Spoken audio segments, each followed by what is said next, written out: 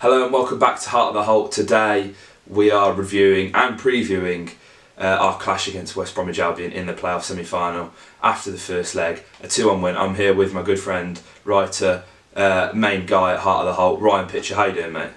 Hello, you alright?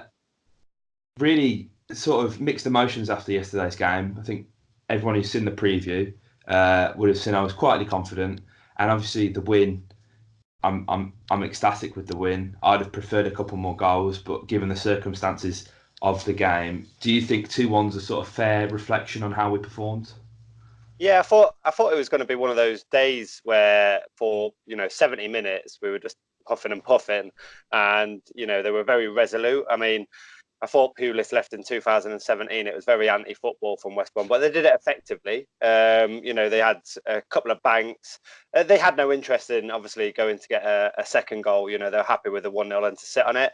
And I thought we were slow. It was quite lethargic and laboured for the most part, up until obviously Conor Hourihane produces a bit of magic.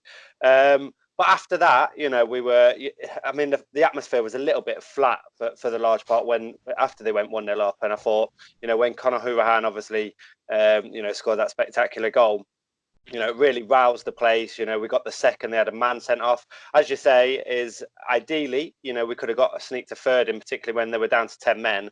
I was surprised, albeit that when they did go down to 10 men, it wasn't for such a long period of time, the 7 minutes added and a couple of minutes before that. So maybe 10 minutes with 10 men.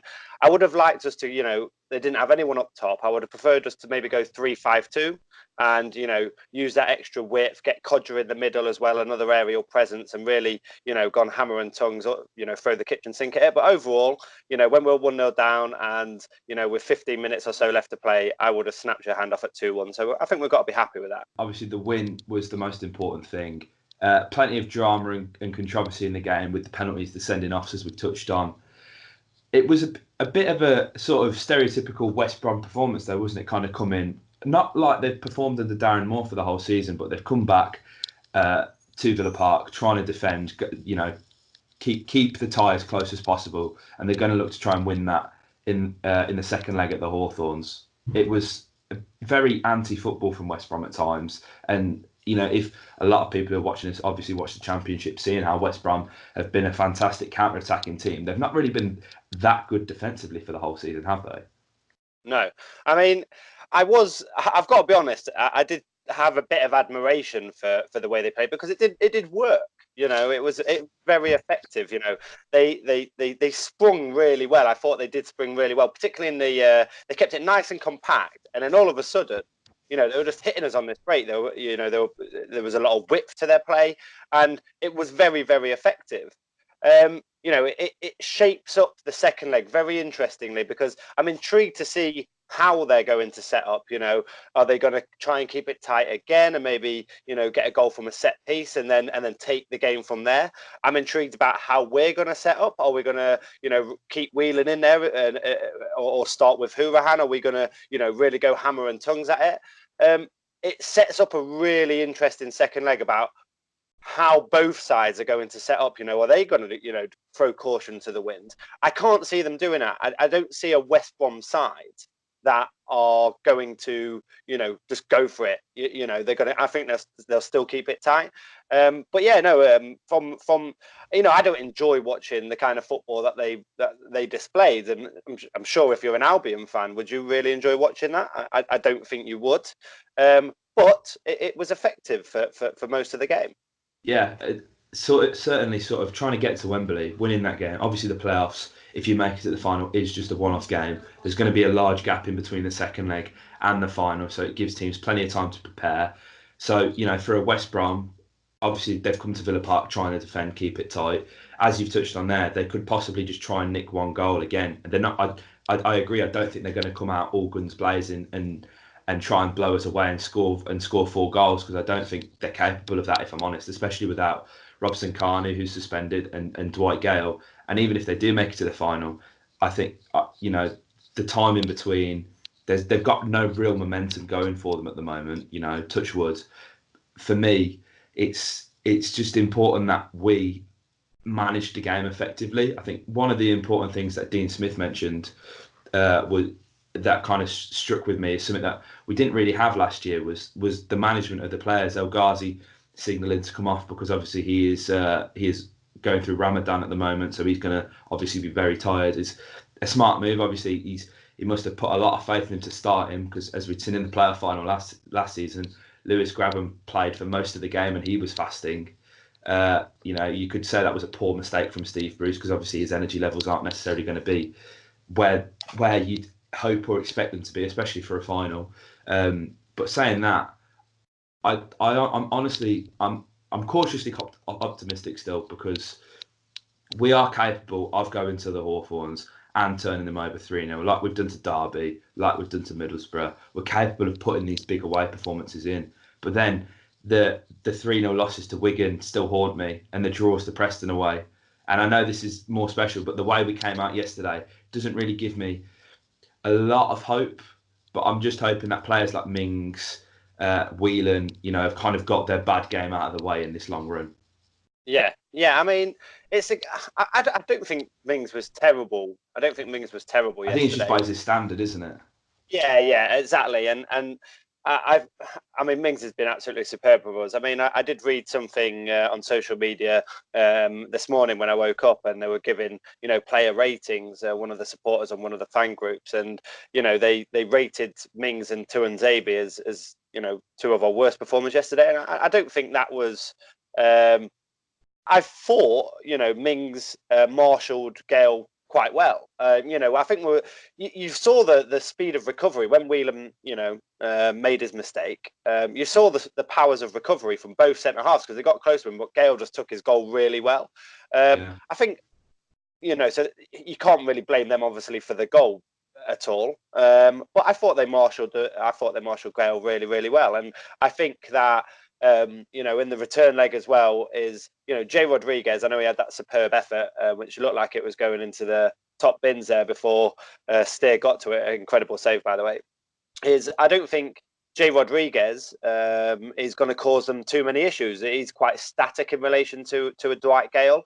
I think their best hope would be to get someone like a Matt Phillips in and around Jay Rodriguez, to cause us issues. That's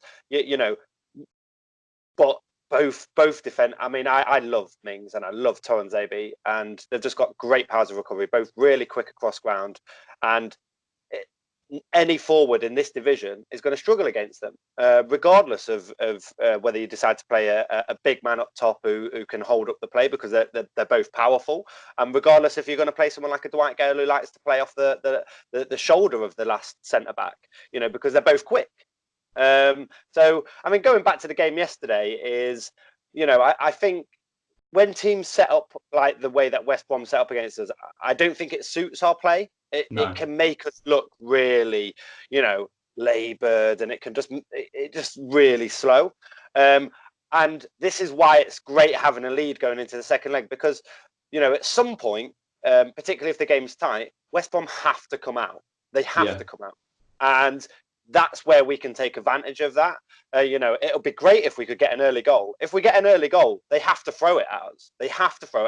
And then there's just going to be loads of space that opens up. And, we've got the players that can really start to cause issues, and quickly we can take the game away from them.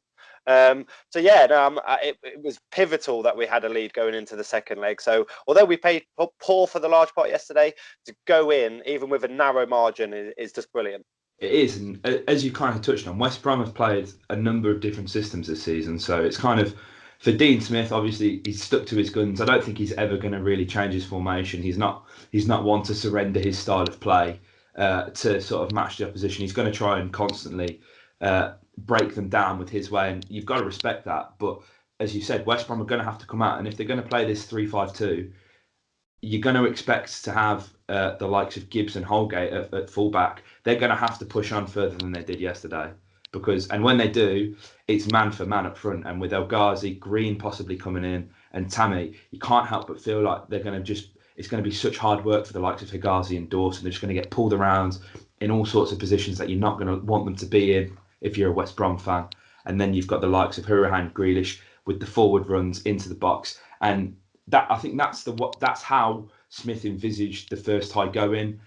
I don't think you could predict Gibbs and Holgate being that defensive, to be honest, because Gibbs, especially this season, has been one of the best left backs in the division. I think it's fair to say, and you'd expect him to be making them runs, down the wing, which would allow Albert and El Ghazi, and then eventually Green, Codger, to have that kind of space out on the wings. So yeah, I'm hoping it'll open up. I expect it will at some point, but as you touched on earlier, that I don't think it's going to be like they're going to be playing like Barcelona for the whole game. We're not going to have a load of space against them. And I think one thing that is a testament to us in a lot of games recently, the goals that we've conceded have actually been our own mistakes, like the Norwich goal, the second one. It's not really like these teams that we've been playing against, and certainly West Brom, have forced the mistake out of us.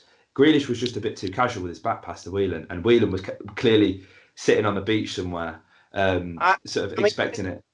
Going back to the Whelan error yesterday, it's he got the ball, and he initially the first time when he received the ball, and he's looked across to his right, and you've got Elmo there, you've got Adoma in plenty of space, and so I was expecting him to play the ball out to the right. In fact, I remember screaming, I was like, just play it, and then he turns back to his left to play the ball out to the left, and because there was West Brom players circling that area, the ball was always going to come back to it.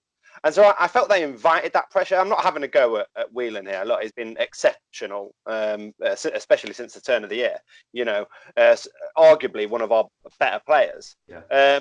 But I felt that he could have just played the ball out wide in the first phase. But I don't know. Yeah, it's little things like that, and it would be a shame for that error to have cost Whelan his spot in the team, but because, as you say, been very exceptional and consistent in the latter half of the season. Conor Hourihane is one who I've slated a lot on this channel, and the past sort of 2 months he's just had me absolutely eating my own words. And what a strike from him! And how long has it been since, not just with Hourihane, but these sort of wonder goals that we've been scoring? It's been so long. Like, we were able to sort of not like bail ourselves out in the sense that because we weren't poor by any means. It just took a wonder goal to get us back in this tie, didn't it? Yeah. I mean, it was an absolute limage when that one went in. That came from nowhere. I mean, it is. I've seen it back several times since the match, and it was an absolute creamer. He couldn't have. I mean, Johnson just watched and admired it. I mean, but yeah, I think it was always going to take something like that. I just, in our build-up play, I just didn't see us creating anything from open play. And I just thought it took something like that to really, get the place rocking, and from there, the momentum switch was just incredible, and I think the way that West Brom set up, it must be confusing for players. I look at sides, and I can understand it in the Premier League, for example. Is like you saw Villa back in the day when we were in the Premier League, and the times where we went to Liverpool and we beat them 3-1, and there was a couple of results we surprised them a bit, and we played counter-attacking football. We had 20-25% of the ball. And I get that works when there's a massive difference between the two sides, when there's a huge gulfing class. But there's not. There's not. Exactly. Yeah. So for West Brom, it must be really confusing. You go into Villa, I mean, I hear Albion fans and Blues fans, and they say that we're, egotistical, quite big-headed and stuff. But when you're showing us that kind of level of respect, what are we meant to be? You come into Villa Park, not that much difference between us. You finished 4 points ahead of us. You've been playing. They have played, as you touched upon earlier. They have played some really good football this season, and so why not come to Villa Park and play your game? Why not come here instead of parking the bus? Play your game. You might get a result. I can understand, particularly in game management, I can understand if, for example, they played their game and they got a 1 or 2 goal lead or something, and then you want to shut up shop. In the last 20 minutes, you're kind of going, you know what, we'll take the 1-0, or even if it finished 1-1, we'll take this. But to play it for the whole 90 minutes, wasting from 15 minutes in. I think when you if you go out on the pitch with those words echoing, from your manager's lips, is that it does impact your play, as in you're going to go onto field in a negative frame of light, almost as if we're some kind of, almost like Space Jam when you're playing these massive, yeah, that's how these players must go on there. You're kind of going, God, we're coming to Villa Park. You ask us to play this way. We're playing in a negative way. We're wasting time. We're doing all this. These must be world-class players. There's not that big a gap. And so I don't know. It just sets up this second leg so much. Are they going to? Surely they can't show us the same level of respect as in the first leg. But we'll wait and see, I guess. Yeah, and it's funny because watching this game, West Brom, do they really look that much better without Darren Moore? And I know a lot of Baggies fans wanted him gone. From the outside, it seemed like such a weird sort of decision to get rid of him. Are there that much? I mean, time will only tell. If they make it to the final and get promoted, then I guess you can say, yeah, they were just as well to sack him. But since his departure, the results haven't been brilliant. The football's not really been the same.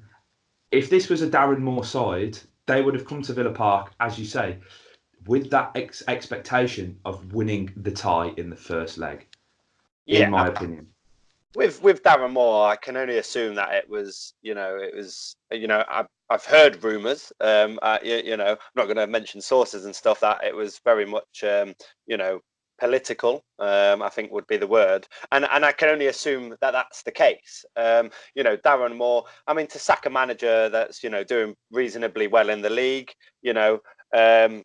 it's not like they've come down here and spent lots of money, similar to when we came down. And he's a West Brom man. He was West Brom through and through. And it's not like, I even with Darren Moore being sacked, I didn't expect to look at West Brom and see a massive swing in the way that they play football overall. Because under Darren Moore, they did play some good stuff. They chameleon themselves into what opponent they're playing against, and so they switch things up. As you say, there's two types of managers. Dean Smith is to me a really good tactical manager, in the sense where, he sets up and it can be quite naive. That similar to the way that Arsenal, back in the day when we were talking about Arsenal, regardless of what the score was, if they were chasing a game, they would still play the same way.